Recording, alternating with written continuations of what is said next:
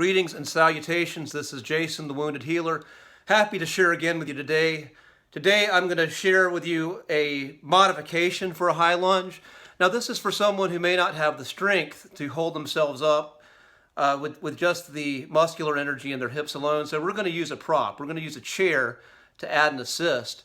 And those of you who do have the strength, who have an advanced practice, I offer you to do this with me and use the chair and feel how you can make this an exercise in mindfulness and proper engagement as well, to feel like you're working even though you have a prop with you. So, once again, and I'm going to skip the explanation of muscular contractions.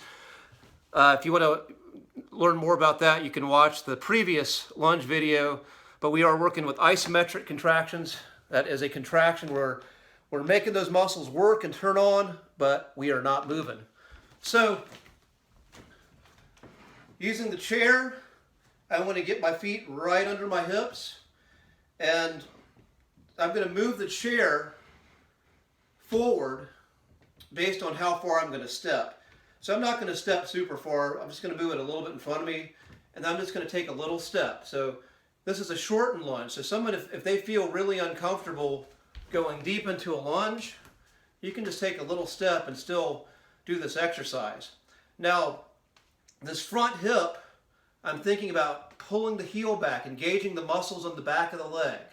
I want to feel everything on the back of that front leg, my calf, my hamstring, my glute, everything is turning on. And on that back hip, I'm driving that forward as if I'm going to swing that leg, but it's not going to move. I'm engaging the quad, the hip flexor, and a little bit of the glute as well. And I have this chair for support. So you see my hips are level. Even though the chair is here, I'm trying not to push off. I'm trying to use that to stay level and square with the hips. Remember, headlights. Headlights parallel with the road. Headlights on the front of the hips right here. And good, I'm just going to step out of that. So even using the chair, I was still using that muscle energy to make this some work. And should feel like work to you. We're going to go to the other side. Again, I like to use the chair on the opposite side on which I step with.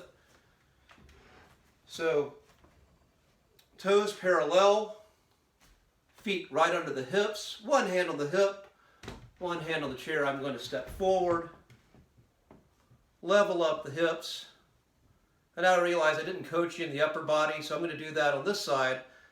But first, reminder, everything in this front leg, I'm pulling back on the heel to feel the quad, feeling the hamstring, the glute, the calf, all engaged. Everything on the back side of the leg is engaging to support this hip. The back hip, I am drawing that hip forward, engaging the quad, the hip flexor, and a little bit of the glute as well to create the stability. Now my upper body is working too. I'm drawing the belly in, engaging strength in the core.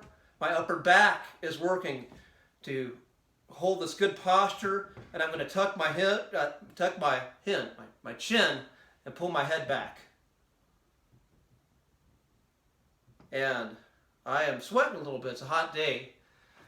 Whew, that's a little bit of work. So, for those of you who can't do a lunge and support yourself again with your own strength in your hips, you can build up to that by using a chair. I am Jason, the Wounded Healer, hoping this offering is bringing you some levity in your day. I appreciate those who are here practicing with me. Thank you.